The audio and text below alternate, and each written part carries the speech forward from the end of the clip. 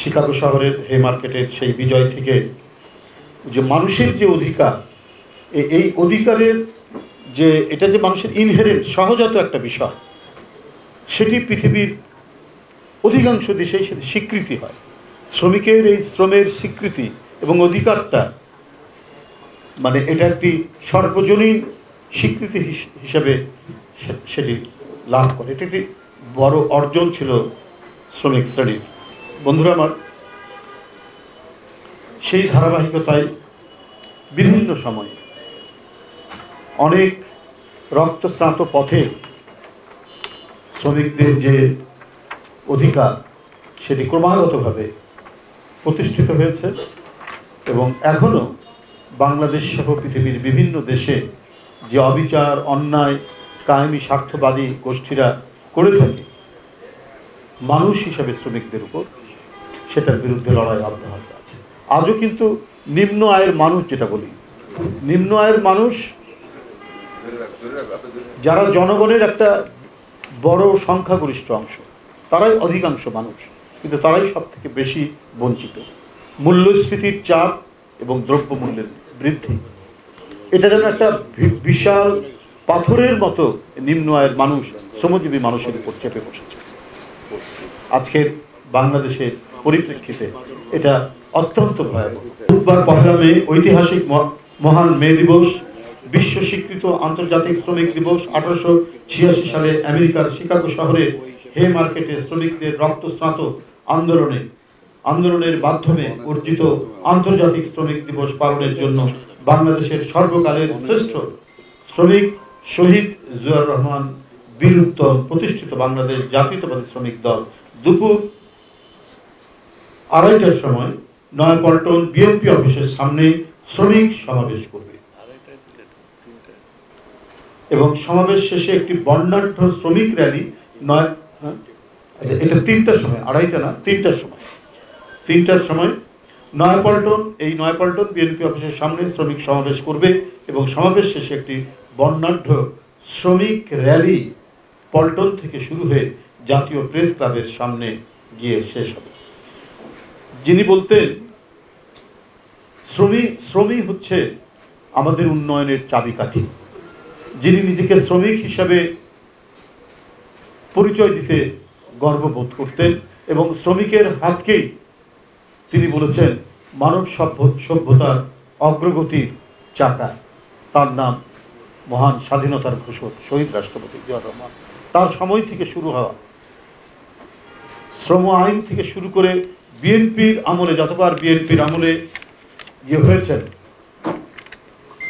BNP ক্ষমতায় এসছে, তখন থেকেই এদেশের শ্রম আইন সংস্কার ও আধুনিকীকরণ, বেতন ও মজুরি কমিশন গঠন, গার্মেন্টস শ্রমিকদের ন্যূনতম মজুরি নির্ধারণ বাস্তবায়ন ও তাদের বোনাস প্রদানের ব্যবস্থা গ্রহণ, শ্রমিক কল্যাণ ফাউন্ডেশন গঠন, গার্মেন্টস শ্রমিকদের সন্তানদের চিকিৎসা ও তাদের লেখাপড়ার জন্য বিশেষ ব্যবস্থা গ্রহণের মাধ্যমে বাংলাদেশের শ্রমিক সমাজের ভাগ্যোন্নয়নের যথাযথ কর্মসূচি গ্রহণ করেছিলেন শহীদ রাষ্ট্রপতি জিয়াউর রহমান থেকে দেশনেত্রী বেগম খালেদা জিয়ার সরকার যখনই ক্ষমতায় এসছে।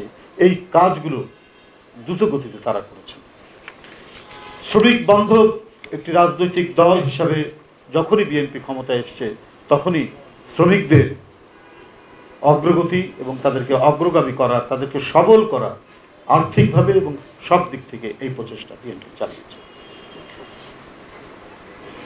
বন্ধুরা আমার, জাতীয় প্রেস ক্লাবের সামনে শেষ হবে এতদ বিষয়ে শ্রমিক দলের পক্ষ থেকে পুলিশ কমিশনার বরাবরে পত্র দিয়ে তাদেরকে অবহিত করা হয়েছে। প্রিয় সাংবাদিক বন্ধুগণ, বাংলাদেশ বিবিএস এর হিসাব অনুযায়ী 12 কোটি ভোটারের মধ্যে 7 কোটি 35 লাখ শ্রমিক। আমি যে কথাটি কিছুক্ষণ আগে বললাম যে এই নিম্ন আয়ের মানুষরাই তো শ্রমিক, এরাই হচ্ছে জনগণের বৃহত্তম সংখ্যাগরিষ্ঠ অংশ। শ্রমিক সমাজের মর্যাদার জন্য একটি দিন বিশ্ব স্বীকৃতি দিয়েছে, সেটি হলো মে দিবস। বাংলাদেশে আজ সবচেয়ে অবহেলিত শ্রমিক সমাজ। দ্রব্যমূল্যের ঊর্ধ্বগতি, চরম মূল্যস্ফীতি, জীবনযাত্রার ব্যয় বৃদ্ধি, বাজার মূল্যের সাথে অসঙ্গতি, কম মজুরিতে শ্রমিক সমাজের এখন বেঁচে থাকায় কষ্টকর। এছাড়াও সরকারের ফ্যাসিবাদী মনোভাব ও অগণতান্ত্রিক শ্রম আইনে মালিক পক্ষের স্বার্থকে প্রাধান্য দেওয়ায় শ্রমিক সমাজ সর্বত্র হয়রানি সহ নানাবিধ অসুবিধার সম্মুখীন হচ্ছে। শ্রমিকদের সংগঠিত হওয়া ও অবাধ ট্রেড ইউনিয়ন অধিকার থেকে দূরে ঠেলে দেওয়া হয়েছে। উপরোক্ত প্রস্তাবিত অত্যাবশ্যকীয় পরিষেবা বিল 2023-এর মাধ্যমে শ্রমিক কর্মচারীদের দাবি উত্থাপনের অধিকারকে আইন করে বন্ধ করার ব্যবস্থা করা হয়েছে। সাংবাদিক ভাই বোনেরা, বর্তমান অগণতান্ত্রিক ডামি নির্বাচনের মাধ্যমে সাজানো সংসদ তৈরি করে একক ক্ষমতায় স্বৈরাচারী কায়দায় দেশ পরিচালনা করছে এই শাসক গোষ্ঠী। 28 অক্টোবর আন্দোলনের সময় কারাবন্দী শ্রমিক দল নেতা ফজলুর রহমান কাজলের হাতে হ্যান্ডকাপ, পায়ে ডান্ডাবেরি পরা অবস্থায় হাসপাতালের বারান্দার ফ্লোরে বিনা চিকিৎসায় হত্যা। মজুরি বৃদ্ধির আন্দোলনে 4 জন গার্মেন্টস শ্রমিক আঞ্জুয়ারা খাতুন, রাসেল হাওলাদার, জালাল উদ্দিন ও মোহাম্মদ ইমরানকে আওয়ামী সন্ত্রাসী ও পুলিশ গুলি করে হত্যা করেছে। চাল, ডাল, তেল সহ নিত্য পণ্যের ঊর্ধ্বগতিতে শ্রমজীবী মানুষের জীবন আজ ওষ্ঠাগত। সরকারের গ্যাস, বিদ্যুতের দাম বৃদ্ধির ফলে এর প্রভাব শুধু সাধারণ জনগণের উপরেই নয়, উৎপাদন খাত, শিল্প কলকারখানাগুলোতেও পড়েছে। ফলে বন্ধ হচ্ছে কলকারখানা, সেগুলো বন্ধ করে দেওয়া হয়েছে। ফলে বেকার হয়েছে লাখ লাখ শ্রমিক। মানবেতর পরিস্থিতিতে শ্রমিকদের পরিবার টাকার অভাবে তাদের সন্তানদের লেখাপড়া বন্ধ হচ্ছে ক্রমাগতভাবে। অন্যদিকে সরকারি দপ্তরগুলোতে নিয়মিত পদ বিলুপ্ত করে আউটসোর্সিং নিয়োগ দেওয়া হচ্ছে। ফলে শ্রমের ক্ষেত্রগুলো ক্রমেই তৈরি হচ্ছে শিক্ষিত লাখ লাখ বেকার। অন্যদিকে বৈদেশিক মুদ্রা অর্জনকারী সোনালী আঁশ খ্যাত পাটের উৎপাদন ও বিপণন বন্ধ। বাংলাদেশের মানুষের খাদ্য তালিকার অন্যতম উপাদান আমাদের দেশে তৈরি স্বাস্থ্যসম্মত চিনির পরিবর্তে কেমিক্যাল যুক্ত বিদেশি চিনির উপর বিদেশ নির্ভরতা বৃদ্ধি পাচ্ছে। দেশ হারাচ্ছে শ্রমজীবী মানুষের কষ্টার্জিত বৈদেশিক মুদ্রা। অবাধ ট্রেড ইউনিয়ন গঠন, এটা কি শোভন কাজ? আচ্ছা, শোভন কাজ, নিরাপদ কর্মক্ষেত্র সহ অন্যান্যদের ন্যায় শ্রমিকদের জন্য রেশনিং ব্যবস্থার দাবিতে শ্রমিক শ্রেণী তাদের অধিকার প্রতিষ্ঠার প্ল্যাটফর্ম হিসাবে শ্রমিক দল কর্তৃক আয়োজিত মে দিবসের শ্রমিক সমাবেশ ও র্যালিতে সর্বস্তরের শ্রমজীবী মানুষ অংশ নেবেন বলে আমরা আশা করছি। প্রিয় সাংবাদিক বন্ধুগণ, ইতিমধ্যে শ্রমিক দলের পক্ষ থেকে 12 দফা দাবি সংবলিত লিফলেট, পোস্টার, ব্যানার ফেস্টুন করা হয়েছে। মহান মে দিবস পালনের লক্ষ্যে শ্রমিক দলের পক্ষ থেকে গঠিত 5টি উপকমিটি নিরলসভাবে কাজ করে যাচ্ছে। আমরা আশা করছি স্মরণকালের ভয়াবহ তাপদাহ উপেক্ষা করে অধিকার প্রতিষ্ঠার এই মহান দিনে শ্রমজীবী মানুষ তাদের দুঃখ, কষ্ট, যাতনার প্রতিবাদে শ্রমিক দলের সমাবেশে উপস্থিত হবেন এবং সেই সমাবেশে বিএনপির মহাসচিব মির্জা ফখরুল ইসলাম আলমগীর সহ শীর্ষ জাতীয় নেতৃবৃন্দ ও শ্রমিক নেতৃবৃন্দের বর্তমান শ্রম পরিস্থিতি নিয়ে বক্তব্য রাখবেন।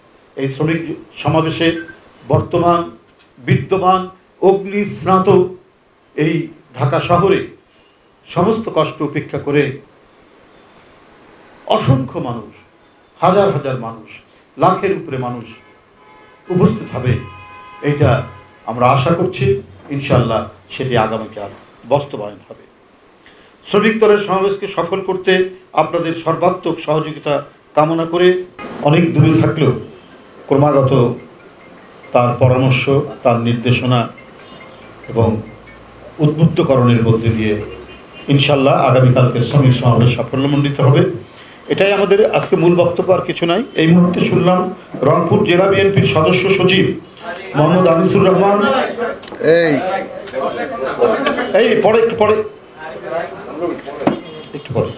রংপুর জেলা বিএনপির সদস্য সচিব মোহাম্মদ আনিসুর রহমান লাকু, রংপুর জেলা যুবদলের সহসভাপতি তারেক হাসান সোহাগ ও রংপুর মহানগর যুবদলের সিনিয়র যুগ্ম আহ্বায়ক জহির আলম নয়ন 10 বছরের সাজা আদালতে আত্মসমর্পণ করলে জেল হাজতে পাঠিয়েছে। এটা তো প্রতিদিনের আমাদের মানে রুটিন মানে আদালতের কাজ আর কি। এটাই রুটিন কাজ এই সরকার এবং আদালতে। গতকালকেও আমরা সুলতান সালাউদ্দিন টুকু সহ আরও অন্যান্যদের গুরুত্বপূর্ণ নেতা তাদেরও এই একই ঘটনা ঘটেছে, আমরা এটার প্রতিবাদ করেছি। আমি অবিলম্বে এই আনিসুর রহমান লাকু, তারেক হাসান এবং জহির আলম নয়নের সকল সাজা বাতিল করে তাদের মুক্তি দাবি। ধন্যবাদ।